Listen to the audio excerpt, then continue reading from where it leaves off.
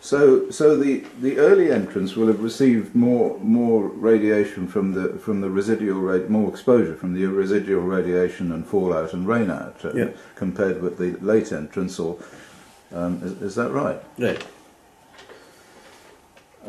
So therefore, so what did you find then? You found some significant differences between the sex ratio effects in these control populations. Of course, the strongest effect was felt among the NICs, where both parents were NIC.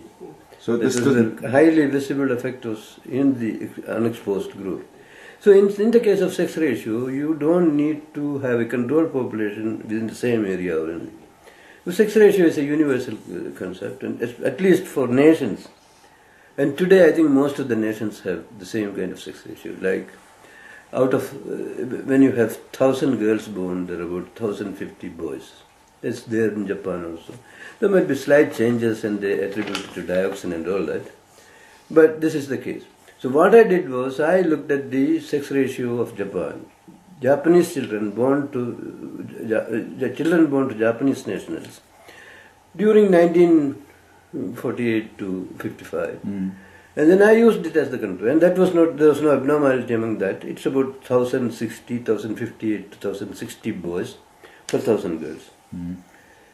So, and that is what everybody does. And then there was this high aberration among the unexposed people. That is why I went to lifespan study and wanted to learn more about this NIC, what is there, because there were discussions about, there's some people within the RERF were saying they are not fit for as a control in this study because of this thing. But this was not included. This trick of including people who were heavily exposed.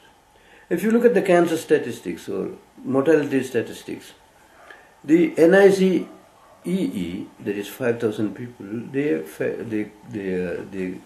effect, death rate is similar to that of those in the 100 rad group, the heavily exposed people.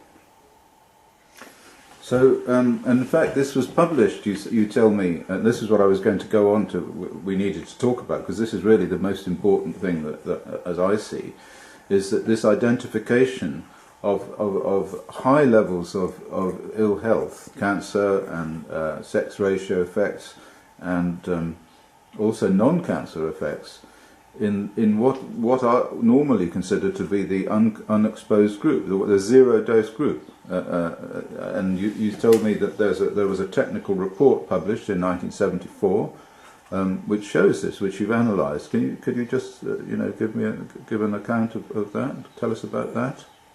ABCC and RERF used to publish data for 4 years from 1950 onwards. The first report was 1950-54, like that. And these are paper reports, right? Like no, they have been publishing bilingual reports as in-house reports. Yeah. ABCC technical report or RERF technical report, they are known as. And the lifespan study reports are published every 4th year. Data for 50-54, 50-58, 50-62, like that. We have an unusual report which had data for 1950 to 1972, that is 22 years. The earlier report was published in 1970 for 20 years from 1950. Then next report was due only for 1950 to 1974. But in between you have a report coming out from A-Bomb Casualty Commission, which deals with the period of 1950 to 72. This was the first author of the report was Moriyama. Yeah. And this was the first ABCC report authored by a Japanese scientist. The second author was Kaito. Yes, so this is Moriyama and Kaito. Yeah. And before that you say that they were all Americans who were... Even after that, Americans continued to be the first. So this was the only Japanese authored report? First report. Nowadays all the reports come in the name of course, yeah, but this is RERF, this was ABCC. Yeah. Okay. And so when you looked at the data there, you found that the health effects, the cancers, if we just go with cancer, because after all cancer is the basis of the whole of the risk model of the ICRP, which compares the high exposed high dose group to the zero dose group and then draws a straight line between the two. And what you're telling me is that this report, the Moriyama-Kato report, shows that the levels of cancer in the unexposed group, in the NIC early entrants, was actually higher, or certainly comparable with the levels of cancer in the externally exposed high-dose group who got more than one sievert. Yeah, that's right. Well, this is an extraordinarily important finding. And obviously it's something that's been around for a long time, but nobody has actually said anything about it or drawn attention to it. So anyway, this is not going to happen. We are going to together draw attention to this in a big way, I think, because that's an extremely important thing. And I think, and I'm hoping you'll help me investigate the whole of this issue of the levels of cancer in the control group. Because after all, the control group were exposed to internal radiation, and if internal radiation is much more dangerous than external radiation for all sorts of reasons which we don't have to go into here, then the entire edifice of the ICRP risk model and all radiation control legislation is faulty, all of it. Right.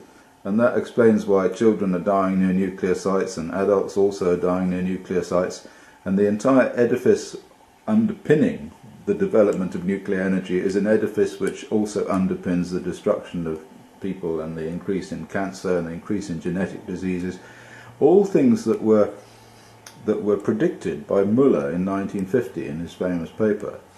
So we must go ahead together and try and bring this to the attention of the authorities, and I'd like to thank you so much for coming all the way to Riga to give me your insights into this extraordinarily interesting story. Thank you. Thank you.